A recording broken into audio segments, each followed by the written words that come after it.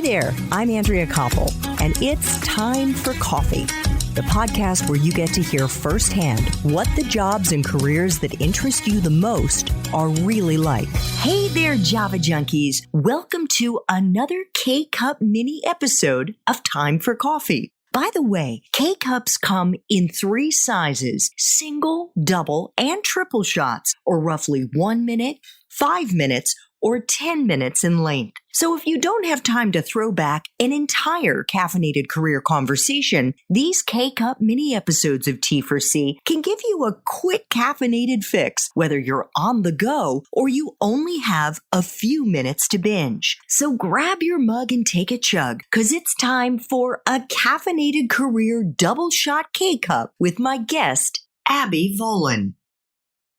Well, let me ask you this, Abby, because we are doing this interview in the middle of April 2020, and the coronavirus pandemic has swept across the United States as it has around other countries in the world. What are you seeing as an animal accommodation legal expert? Are you seeing any fallout of the coronavirus as it relates to your field?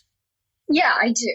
It's certainly, as we're going through the coronavirus and we have to stay at home, we also have to stay sane.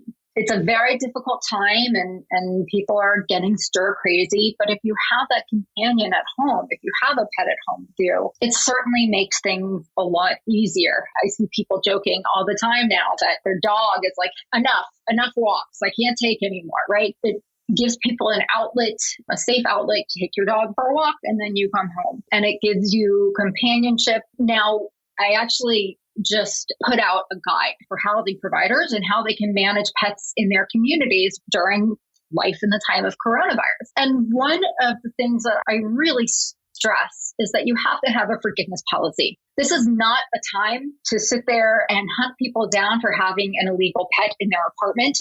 You need to know who is in your community, both people-wise and animal-wise. Because if you have someone who is sick, if they have an animal in their apartment, they may not be willing to go for medical treatment or go to the hospital because there's no one left to take care of their pets. And so now you're going to have someone who's sick, who's not getting treatment, who's infecting your community. So I'm really encouraging property managers right now just to have a forgiveness policy, just so that they have a strong accounting of everyone in their community and can best serve the needs of everyone. And we'll worry about those infractions later. Whether or not landlords will heed my advice, time will tell on that one.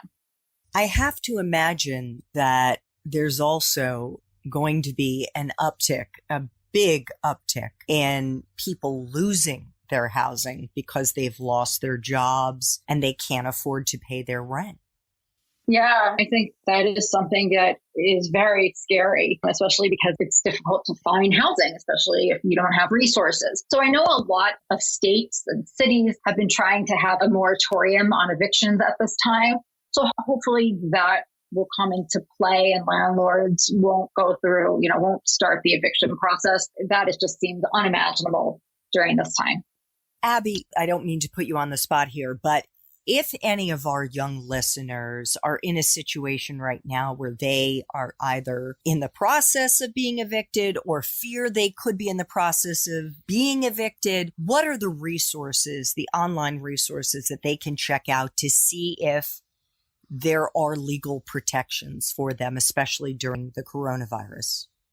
I mean, I can really only speak to pet issues on that. Certainly look up your municipal ordinances, talk to your local representative, even your town council, and see what's going on. And there usually are community associations or government housing agencies, and connect with them. You connect with legal clinics that are still in operation, connect with tenant advocates. And for pets, you may want to connect with your local animal control or animal shelter, and they should have resources that can help residents get through any housing issues, eviction issues they have right now pertaining to their pets. And frankly, they can also reach out to me because I have a lot of tools at my disposal to at least slow the process down. Right. And sometimes time is the most valuable resource. Thanks for tuning in to this K-Cup mini episode of Time for Coffee. If you want to listen to our entire caffeinated career conversation, please check out the show notes for this episode. Thanks so much for listening to Time for Coffee, where the professionals in the jobs that most interest you always have time to grab coffee 24/7, no matter where you live. I have one quick favor to ask you. Remember to rate, review, and subscribe to Time for Coffee. Thanks so much.